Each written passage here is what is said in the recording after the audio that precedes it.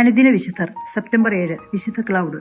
ഫ്രാൻസിലെ ഓർലിയൻസിലെ രാജാവ് ക്ലോഡോമീറിന്റെ ഇളയ മകനായി AD 522 ജനിച്ചു. 3-ാം വയസ്സിൽ പിതാവ് കൊല്ലപ്പെട്ടു. മുത്തശ്ശി വിസ്ത ക്ലോട്ടിനിലെയാണ് ക്ലൗഡിനെയും മൂത്ത സഹോദരങ്ങളെയും വളർത്തിയത്.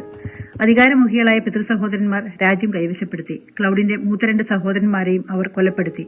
എന്നാൽ ക്ലൗഡ് അത്ഭുതകരമായി രക്ഷപ്പെട്ടു. കൗമാരം പിന്നിട്ട ക്ലൗഡ് ഭൗതിക സുഖങ്ങൾ ഉപേക്ഷിച്ച് സന്യാസ ജീവിതം തെരഞ്ഞെടുത്തു. റെയിംസിലെ മെത്രാനായിരുന്ന വിസ്ത റെജിമിയൂസിന്റെ ആത്മീയ ശിക്ഷണം സ്വീകരിച്ചു. പിന്നീട് പാരീസിനടുത്തുള്ള സെന്റ് സെവർണീസിന്റെ ആശ്രമത്തിൽ പഠിച്ചു.